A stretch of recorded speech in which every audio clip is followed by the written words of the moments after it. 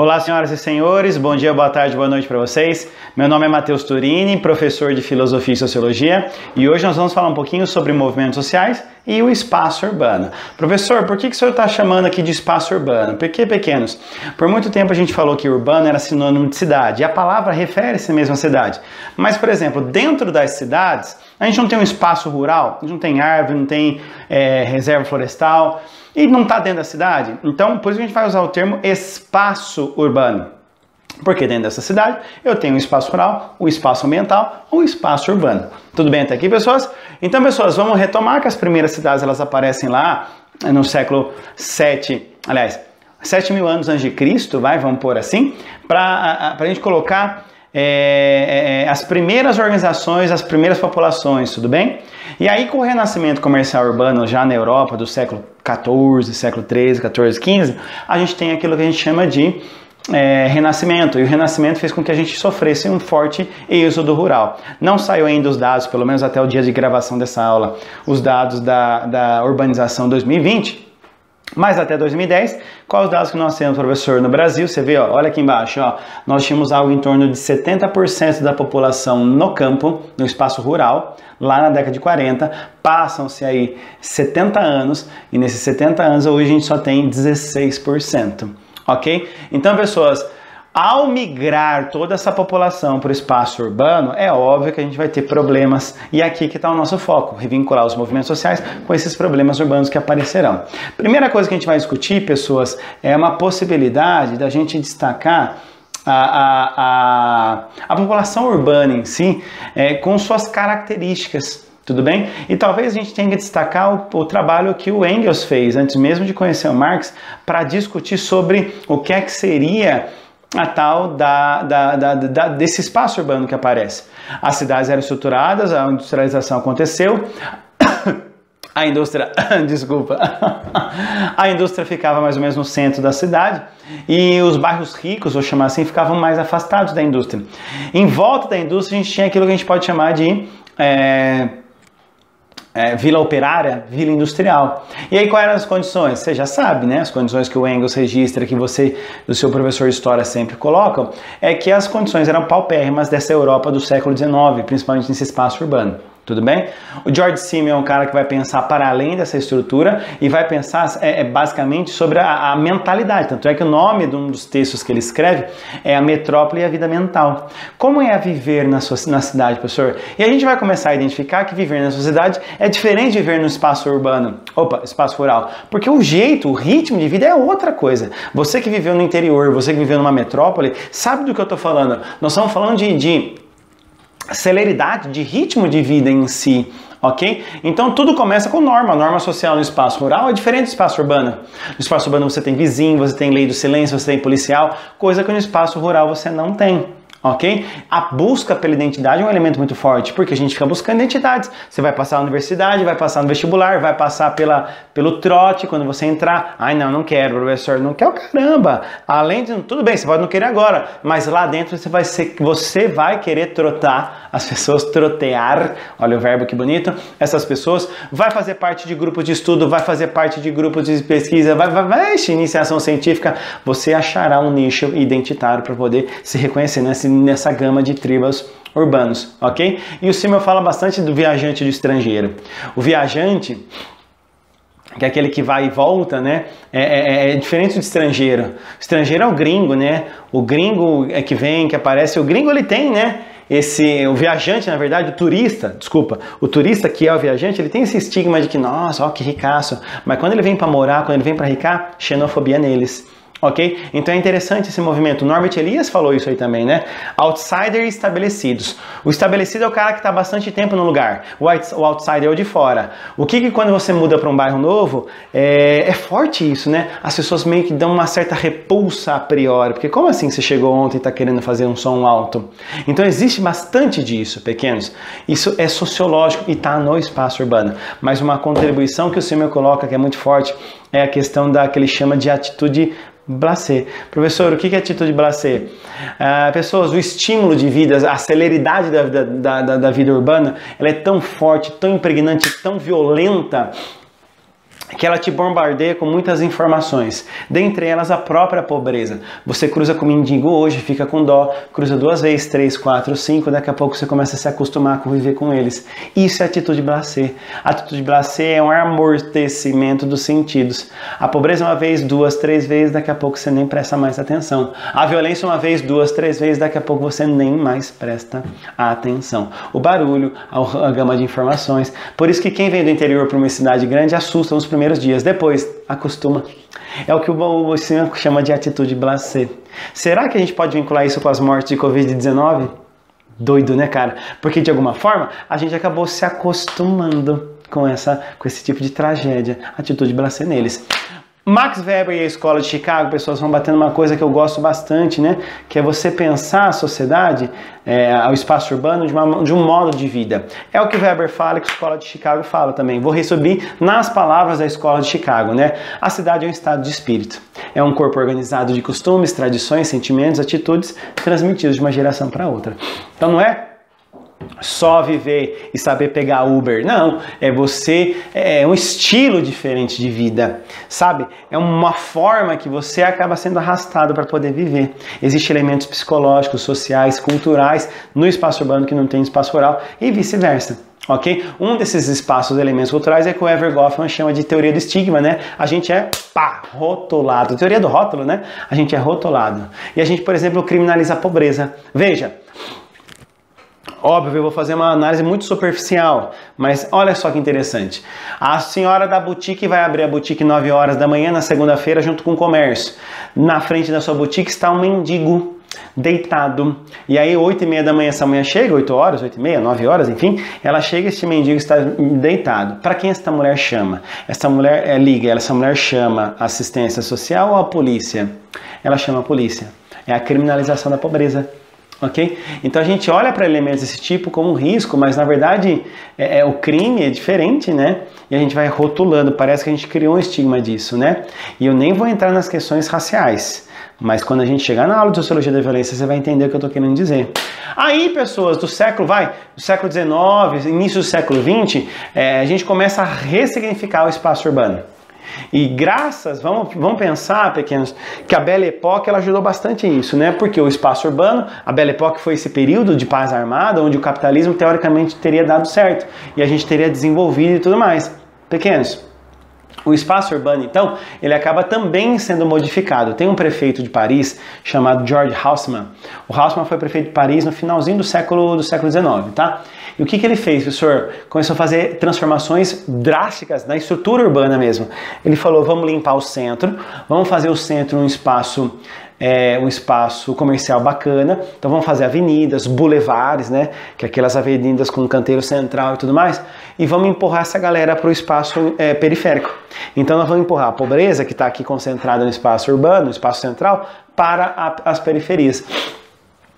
E aí, pessoas, olha, veja só que situação interessante, né? A gente fez isso também aqui no Brasil.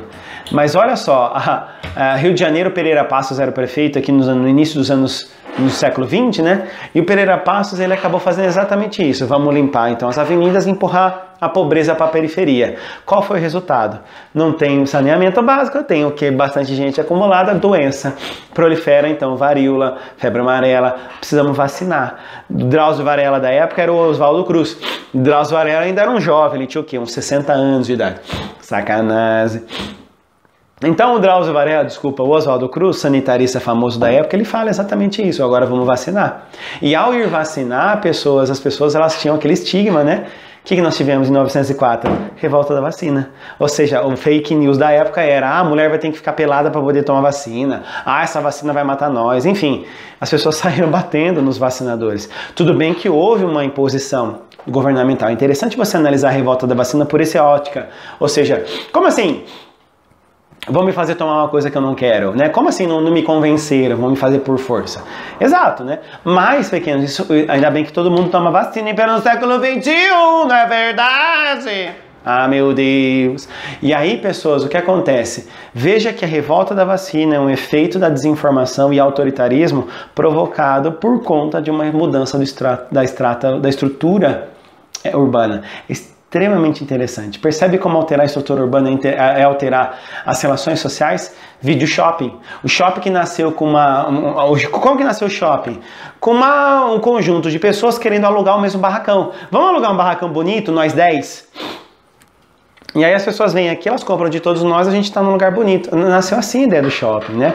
De dividir custos. E hoje o espaço do shopping é um espaço de sociabilidade. Vamos no shopping fazer compras. Esse aqui é o shopping de Jaú, que bonito, né? Enorme, né? Ah, meu Deus. Não é, não. Mas assim, é um espaço de sociabilidade, de ir para a praça de alimentação comer, de tomar um sorvete, de olhar para lojas, de ir para Americanas. Então assim, ressignificou esse espaço. Ok? E muito isso se deve por conta da rede de informações. O Manuel Castells é o cara que trabalha com a ideia de rede, né? Não só com a ideia de rede enquanto rede de redes sociais, né? Rede de informações, de sociabilidade mesmo, como a questão de rede tecnológica. Pequenos, não tem como falar de espaço urbano sem falar de tecnologia. E esse talvez tenha sido o nosso maior impasse durante a pandemia. Se todo mundo tivesse tecnologia, a gente teria sofrido o que a gente sofreu? Se todas as lojas, vamos pensar nos pequenos comércios, se todas as lojas já estivessem com seus sites operando, com seus aplicativos, ou se a prefeitura tivesse tomado essa iniciativa, nós vamos fazer o lockdown, mas fiquem tranquilos, eu estou mandando um setor de tecnologia aqui para em 15 dias a gente cadastrar todos os produtos de vocês e a gente botar aqui na rede para todo mundo ter acesso. Cara, a gente ficou no braço de guerra, num cabo de guerra, num braço de ferro, querendo assim, abre, não abre, mas ninguém pensou numa solução alternativa. E que por que não pelas tecnologias? Porque a gente ainda não sociabilizou as tecnologias. Cara, a pandemia, se ela mostrou alguma coisa, ela mostrou que trabalhadores, unívonos, em nome da pauta tecnológica. A gente quer tecnologia. A gente não só quer tecnologia, a gente quer ter acesso à tecnologia e a gente quer ter atendimento a elas. Porque as lojas maiores que tiveram já os seus home offices, porque já tinham estruturas tecnológicas, essas estavam vendendo, mantiveram um fluxo. Tudo bem, caiu, mas mantiveram um fluxo. Por quê? Porque caiu, professor? Porque quem consome é a classe trabalhadora. Se a classe trabalhadora não tem tecnologia, como é que vai acessar meu site? Pois é, mas de alguma forma conseguiu manter um certo ritmo de vendas. E ninguém parou para pensar nisso? Cara, parou para pensar. Mas trazendo isso em pauta, tá aqui um ponto interessante para você fazer uma defesa numa possível dissertação, ok? E com isso vem algumas questões, né? A privacidade é um produto que a gente compra agora. Os fenômenos globais, verdes locais. E olha que o Manuel Castells, ele é um tanto quanto otimista. Ele fala assim, não, pera lá, gente, não é a rede social que molda o meu comportamento, mas é o meu comportamento que molda a rede social. Não é à toa que ela criou um mecanismo de algoritmo para poder me fazer ficar preso. Se eu entro numa bolha de rede social ou de site, enfim, e em qualquer espaço da internet, e não me vejo relacionado com aquilo, eu saio. O Orkut foi isso. Então a queda do Orkut não é só ter uma bolha, né? Porque o Facebook era o esforço. Mas por que as pessoas começaram a migrar, professor? Por conta da rede de contato, porque se viram mais identificadas, porque se viram mais representadas. Agora a gente faz essa migração para o Instagram. E depois agora para o TikTok. E por aí vai. Ok? Por isso, pessoas que para Manuel Castells, a gente tem esse fenômeno. Ok? Esse fenômeno acontecendo. Inclusive o de autocomunicação. Daí o problema da pós-verdade, né? Porque se eu seleciono outrora, e é sempre bonito falar outrora, eu era informado pela TV. Agora eu faço a minha bolha de autocomunicação. Nos canais do YouTube que eu entro, nas redes sociais que eu sigo, na própria Netflix, eu assisto o que eu quero, não que a sessão da tarde quer que eu assista. Fenomenal isso daqui.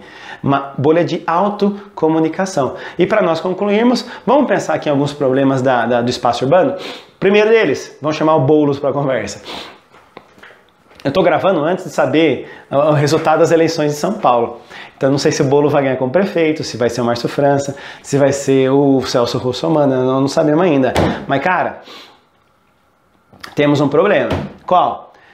Estima-se que no Brasil a gente precisa algo em torno de 7,7 milhões de casas.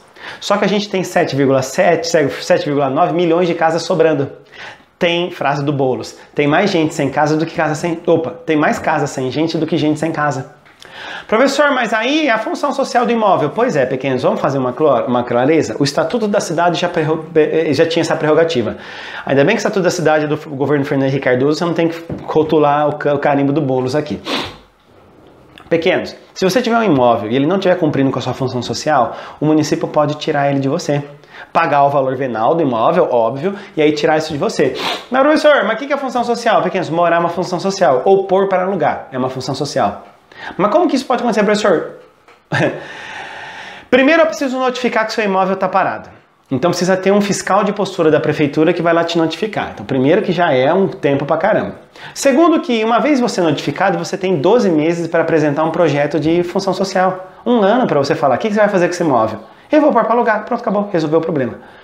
Uma vez, então, depois de ter notificado e depois de ter passado um ano de você ter apresentado, ter apresentado um projeto de função social, aí a prefeitura pode tirar esse valor de você. Ele vai lá, paga o valor venal, que é um valor muito abaixo do mercado. O valor venal é um valor muito simbólico, que é da onde sai o custo do IPTU.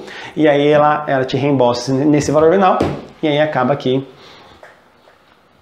colocando você nessa situação, né? Numa situação de, como que eu digo, tomar seu imóvel, mas depois de ter garantido que te deu a possibilidade de ter a função social dela garantida. Você que não fez, ok? Mobilidade, pessoas. A greve dos caminhoneiros mostrou que a gente está preso a uma malha rodoviária, né? A malha ferroviária, China, Coreias, sabe? Pelo amor de Deus, sabe? Jorge Mateus.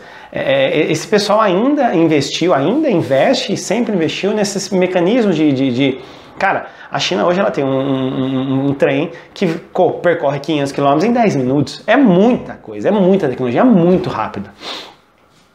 Ok? Então, a malha ferroviária versus a rodoviária ela é um problema para nós hoje. Vamos falar de inclusão, já que a gente está falando de mobilidade, inclusão pessoas. Porque será que um cego consegue andar pela rua sem tropeçar? Um surdo consegue se sentir comunicado no espaço público? Isso é exclusão ou isso é inclusão precária? Porque a gente faz assim algumas coisinhas, mas são tão horríveis, né? Que é o que José de Souza Martins defende. É tão pouco, né? Tão pouco para poder fazer essa representação. Saneamento, pequenos. Metade do Brasil ainda não tem esgoto tratado, ok? 17% do Brasil não tem água encanada. E estima-se que 37%, um terço da água que é tratada, ela é perdida nos encanamentos. Jaú tem 167 anos, pessoas. 167 anos, pequenos. O primeiro tubo de encanamento de esgoto que colocaram aqui era de cobre, ferro. Isso aí já está oxidado. Você imagina o quanto que isso vaza de baixo? Que hora que a gente vai descobrir? A hora que o chão funda. É complicadíssimo. Como que você, senhor prefeito, vai conseguir fazer essa situação, né? Resolvê-la? Sensação de segurança, pequenos. Não preciso olhar os dados de homicídio, é só olhar as casas das pessoas. Cara, a gente está vivendo cada vez mais preso. É o que a Tereza Pires do Rio Caldeira fala, né? Enclaves fortificados. Okay? Ilhas de segurança, né? Poluição, pessoas, cerca de 1 kg de lixo produzido por dia, cara. E aí a OMS estima que no Brasil morrem algo em torno de 50 mil pessoas por ano. Principalmente poluição, poluição do ar, ok? Então, poxa, é uma pauta para ser colocada. Causa animal, cara, estima-se que a gente tem algo em torno de 30 milhões de animais de rua, 20 milhões de cachorro, 10 milhões de gato. O que a gente faz com isso? Vai fazer igual a Rússia, na véspera da Copa, sai matando? E aí as identidades, pessoas, né? Pichação, é identificação ou vandalismo? Lembra do Dória, saindo pintando tudo de cinza lá na cidade de São Paulo? Pois é, são pautas como essa que você vai ter que olhar sempre tem que olhar nas eleições, óbvio, mas também ficar atento nas questões de vestibular. Tudo bem, pessoas? Beijo no seu coração, a gente se vê por aí.